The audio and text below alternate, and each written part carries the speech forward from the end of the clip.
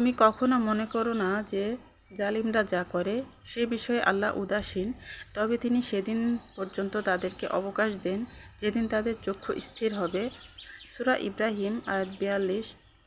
আসসালামু আলাইকুম আমার প্রিয় আপু ভাইয়ারা, আপনারা সবাই কেমন আছেন?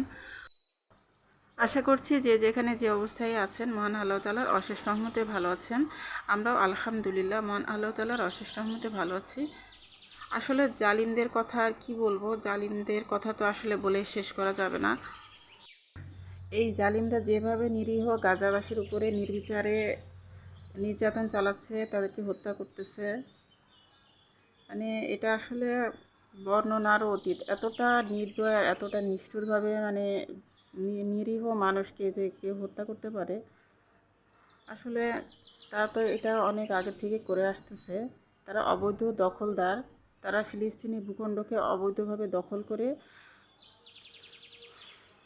তাদেরকে ভূখণ্ড ছাড়া করেছে, তাদেরকে ভিটেমাটি ছাড়া করেছে। মাত্র কিছুদিন হলো যুদ্ধবিরতি হওয়ার পরে গাজাবাসীরা এই রমজান মাসে রোজা পালন করার জন্য নিজের ভূখণ্ডে, নিজের মাতৃভূমিতে ফিরেছে। আর এরই মাঝে আবারও তারা যুদ্ধবিরতি ভঙ্গ করে তাদের উপরে বোমা ফেলা শুরু করেছে। কি নির্দয়, কি নিষ্ঠুর, কি নির্মমতা, এগুলো আসলে সহ্য করা যায় না। তো আল্লাহ তাআলা জালিমদেরকে কখনোই ছেড়ে দেন না। যখন তাদেরকে ছাড় দেন, তারা যা খুশি তাই করে। তারপরে যখন তাদেরকে ধরেন তখন আর ছাড়েন না। তো আমরা সবসময়, আমাদের তো কোনো কিছু করার নেই। আমরা প্রিয় আমার প্রিয় প্রিয় আপু ভাইয়ারা, আপনারা প্লিজ সবাই বেশি বেশি করে দোয়া করবেন আমাদের ফিলিস্তিনের, আমাদের ভাই বোনদের জন্য, যাদের জন্য আমাদের অন্তরটা কেঁদে যায়, কিন্তু আমরা কিছুই করতে পারি না। তাদের জন্য আমরা বেশি বেশি করে দোয়া করব এই পবিত্র রমজান মাসে, যাতে করে ওই জালিমদেরকে আল্লাহ তাআলা ধ্বংস করে দেন। আর আমাদের প্রিয় ফিলিস্তিনিবাসীরা তারা নিজেদের ভূখণ্ড যেন আবারও ফিরে পায়, আর সেখানে যেন তারা স্বাধীনভাবে বসবাস করতে পারে। আর ওই জালিমরা যেন নিশ্চিহ্ন হয়ে যায়, আল্লাহ তাআলা তাদেরকে দুনিয়া থেকে একদম নিশ্চিহ্ন করে দেন। আমিন। তো কথা বলতে বলতে আসলে এই জিনিসটা নিয়ে সবাই অনেক কিছুই বলতেছে, যে এটা যে কতটা মানে নির্মমতা, নিরীহ মানুষের উপরে এভাবে নির্বিচারে মানুষকে খুন করতে পারে, হত্যা করতে পারে, এটা বর্ণনারও অতীত। আসলে এগুলো দেখলে একদমই ভালো লাগে না, কিছুই ভালো লাগে না। সেখানে না খেতে পেয়ে মানুষ মারা যাচ্ছে। একে তো তাদেরকে বোমা ফেলে ফেলে মারতেছে। যারা জীবিত আছে তাদেরও সমস্ত ধরনের খাবার, তারপর যোগাযোগ সব কিছু বন্ধ করে দিয়েছে। তাদেরকে না খেয়ে মেরে ফেলবে। এই নির্মমতা, এর শেষ কোথায়? আল্লাহ তাআলা যেন তাদের উপরে আল্লাহ আপনার রহমত বর্ষণ করেন। আর সহ্য হয় না। তো আমার প্রিয় আপু ভাইয়ারা, প্লিজ সবাই বেশি বেশি করে দোয়া করবেন। আর আমার ভিডিও যারা দেখবেন তারা দয়া করে প্লিজ বেশি বেশি করে দোয়া করবেন। আর এই তো গতকালকের কাজকর্ম দেখালাম, তারপরে রান্নাবান্নাও আর কি দেখালাম। হালকা পাতলা আর কি রান্নাবান্না করেছিলাম। আর এটা হচ্ছে পরদিনের ভিডিও। তো পরদিনে আমি এই যে যেই আঙ্গুরগুলো আমি লবণ পানিতে ভিজিয়ে রেখেছিলাম, তারপর সেই লবণ পানিতে ভালো করে ধুয়ে পানি ঝরিয়ে রেখেছিলাম। তো সেই আঙ্গুরগুলো আমি এখন বক্সে করে নর্মাল ফ্রিজে আর কি রেখে দিব। তো নর্মাল ফ্রিজে রেখে দিলে দেখা যাবে যে ভালো থাকবে। আর যেগুলো বোটা থেকে খুলে গেছে সেগুলো আমি আলাদা করে রেখে দিলাম। তো সেগুলো আগে আগে খেয়ে ফেলবো। আর ভালো যেগুলো আছে সেগুলো পরে খেলেও ভালো থাকবে। আর এখানে যে কিছু গুঁড়া মাছ আর কি কেটে দিয়ে গেছে, তো সেই গুঁড়া মাছগুলো আমি এখন এই যে বক্সে করে আর কি রেখে দিলাম। আর এখানে যে আজকের আমাদের ইফতারের আয়োজনে ছিল ভাত। তো আমার হাজব্যান্ডই বলছিলেন যে আজকে ভাত রান্নাই করে ফেলো, ভাতের আয়োজনটাই করো, আর যা আছে ফ্রুটস এগুলো দিয়ে হয়ে যাবে। তো এই কারণে এই যে আমি মাছ ভুনা করেছি, মাছের মাথা দিয়ে সিমের বিচি আর টমেটো দিয়ে ভুনা করেছি। আর গতকালকের যে গুত্তু মাছ আর বেলে মাছ ভুনা করেছিলাম সেগুলো আছে। আর ভেন্ডি ভাজি করেছি। আর এই তো ফ্রুটস যা যা আমাদের রেগুলার থাকে সেগুলো, আর এই যে ফ্রুট কাস্টার্ডও আছে কিছুটা। আর এই তো এগুলোই আজকে আমাদের ইফতার। আর এটা হচ্ছে পরদিন আমরা সকাল 11টা সাড়ে 11টার দিকে বের হয়ে গিয়েছি শপিংয়ের উদ্দেশ্যে। তো যেহেতু রমজান মাসে ঈদ, আর ঈদ তো আমাদের একটা খুশির একটা জিনিস। আর এই খুশির 1 মাস রোজা করার পরে যে আমরা আনন্দটা যে পাই, তো সেটা তো আসলে অন্য সব আনন্দ থেকেই অনেক বেশি। তো ঈদে তো শপিং করাই লাগে। আর এই তো আমরা চলে এসেছি মোহাম্মদপুরে টোকিও স্কোয়ার মার্কেটে। তো এই মার্কেট থেকে আমাদের সবসময় কেনাকাটা করা হয়। তো এখানে চলে এসেছি আমার 2 মেয়েকে নিয়ে, আর আমার ছেলে আসেনি। তো আমার হাজব্যান্ড আর আমার 2 মেয়ে আর আমি, তো আমরা 4 জন এসেছি। তো এখানে ঈদ কালেকশন অনেক সুন্দর ছিল। আর এই মার্কেটে একটু মোটামুটি রিজনেবল প্রাইসের মধ্যে পাওয়া যায়।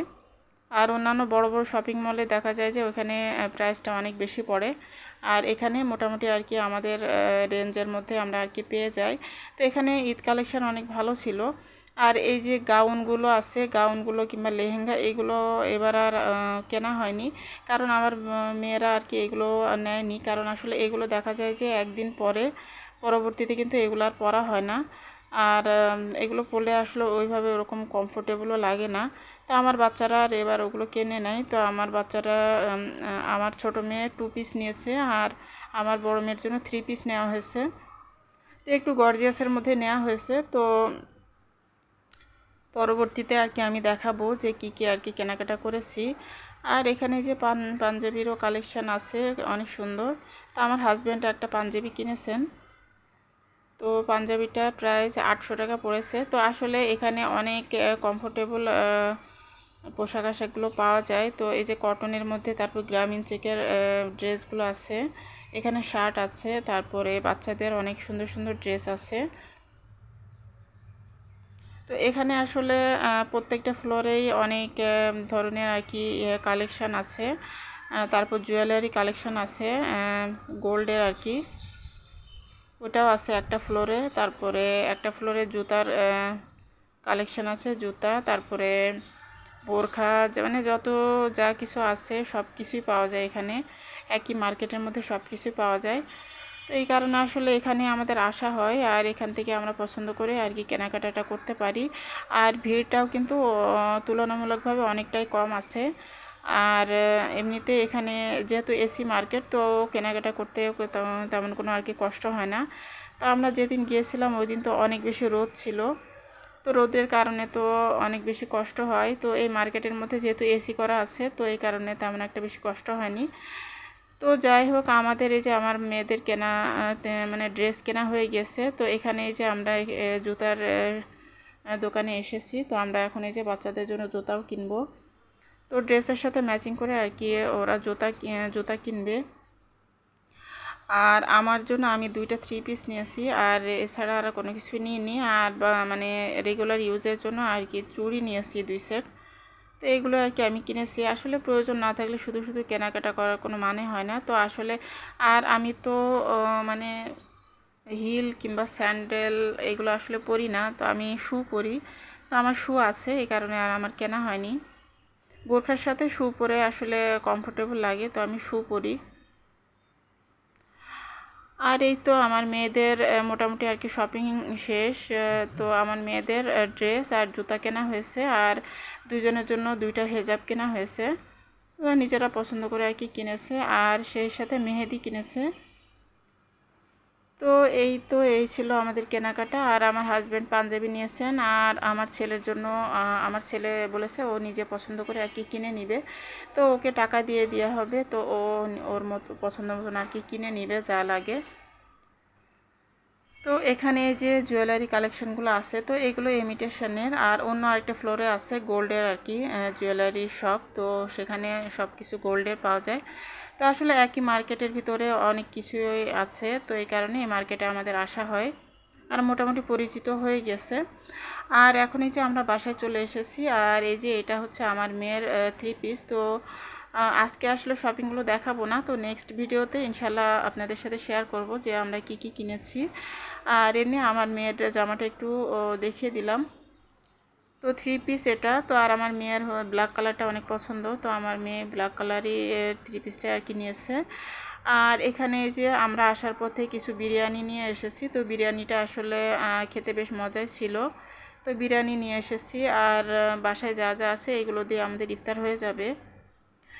আর এই তো তো বাসায় আস্তে আস্তে আমাদের 3টা সাড়ে 3টার মতো এরকম বেজে গিয়েছিলো। তো তারপরে আসার পরে দেখা যাচ্ছে যে অনেকটাই টায়ার্ড ছিলাম, তো এই কারণে কোনো কিছু আর বানানো হয়নি। আর এই যে বিরিয়ানি, তারপরে আমি একটু ছোলা ভুনা করেছিলাম, আর সেই সাথে এই তো ফ্রুটস যা ছিল এগুলো, আর এই যে চিকেন আছে, আর গতকালকের নান রুটিও আছে। তো এই তো এইগুলো আর কি গরম করে নিয়েছি।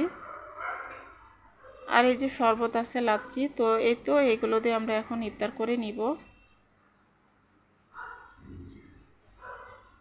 তো যাই হোক, আসলে ঈদের কেনাকাটাটা নিয়ে একটু মানে টেনশানে থাকা হয় যে কবে করব। তো আমাদের ঈদের কেনাকাটাটা হয়ে গেল, তো এখন অনেকটাই ফ্রি লাগতেছে, অনেকটাই ভালো লাগতেছে এখন যে অনেক বড় একটা ঝামেলা শেষ হয়ে গেছে। আর এই তো এখন এই যে আজকে রাতে সাহারি রান্না করতেছি। তো সাহারিতে আজকে এই যে উস্তা দিয়ে আর চিংড়ি মাছ দিয়ে ভাজি করতেছি, আর সেই সাথে আমি বেলে মাছ ভুনা করব, আর রুই মাছ ভুনা করব, আর বাচ্চাদের জন্য চিকেন আছে, আর সেই সাথে ডাল রান্না করে নিব। তো এগুলো দিয়ে আমাদের আর কি সাহারির খাওয়া দাওয়া হয়ে যাবে। তো চিংড়ি মাছ দিয়ে আর এই যে উস্তা ভাজিটা খেতে খুবই মজা হয়েছিল। তো এভাবে করে আর কি ভাজি করলে অনেক ভালো লাগে চিংড়ি মাছ দিয়ে, আর এমনিতে তিতাটা অনেকটাই কম লেগেছিল। তো আমার প্রিয় আপু ভাইয়ারা, প্লিজ আমার ভিডিওতে একটা লাইক দিয়ে আমার ভিডিওটি কন্টিনিউ করবেন। আর আমার প্রিয় আপুরা তো সবসময়ই আমার ভিডিওতে লাইক দিয়ে দেখেন, আমি জানি। আর এই তো এখানে যে আমার রান্না হয়ে গেছে। তো এখানে যে উস্তা দিয়ে আর চিংড়ি মাছ দিয়ে ভাজি করলাম, আর সেই সাথে বেলে মাছ ভুনা করেছি, মানে 2 টুকরো আর কি বেলে মাছ ভুনা করেছি। আর এখানে যে 2 পিস রুই মাছ ভুনা করেছি জলপাই দিয়ে। তো জলপাই তো আমার মাছের মধ্যে, মাছ ভুনার মধ্যে থাকেই। আর এখানে এই যে ডালও রান্না করেছি। তো এগুলো হচ্ছে আমাদের খাবার, আর আমার বাচ্চাদের জন্য চিকেন আছে আর ডাল রান্না করলাম। তো এই তো বাচ্চারা এগুলো দিয়ে খেয়ে নিবে। তো আজকের মতো এখান থেকে বিদায় নিচ্ছি। আল্লাহ হাফেজ, আসসালামু আলাইকুম।